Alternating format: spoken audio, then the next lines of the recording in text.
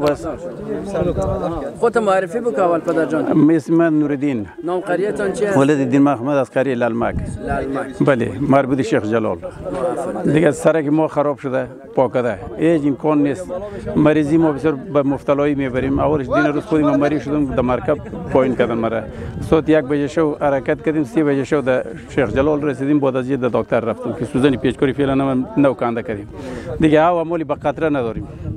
چند روز میشه که شیخ جلال هوا میاریم در تانکر مسلمان هم جمع کاری میکنه. شیخ جلال میارن از بغلان ما میریم در خروی خود بار کرده و میاریم در لالمک. از شیخ جلال در مرکب میاریم. در مرکب میاریم بله. در مرکب میاریم. روی موتر نیست. راه سرک داشتیم سرک تاخیر شده. حدیثی بارندگی. اینجا چشمی آب داریم در گاز. چشمی آب ما هم تاخیر شده. دو قریه بیخی در توشنگی مبتلا هستیم. بالا آب مالخوره داریم. آب مالخوری ما رو پاکت سیلاب برده. اعمال قطره پیدا نمیشه. به خدا که 1-4 تا مالی که مونده پیش ما هم اگه از توشنگی در مبتلای قرار داریم.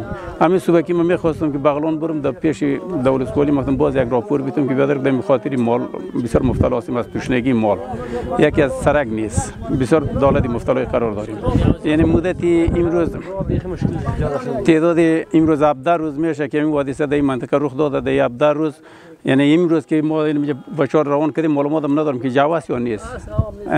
تا بار ما شیخ جلال آورده رایستیم. آدمی پشتای کوه میریم گلبرید از این سنگاوا او جمع کرده میاریم یک پرده خود میکنیم. یک قدر مشکلات داریم. خب یک تعداد از دوستا و خیرینی که پاکتاش دید شما رسید. بله. بر شما یک کمک های نقدی مبلغ 2300 افغانی برای همه عزیزایی که در اینجا بودن دادن. بله.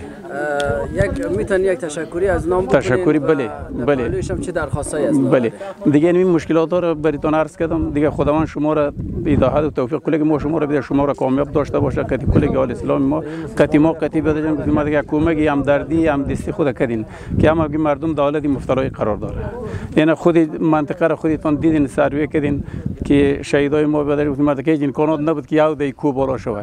البته رضای خدا بوده.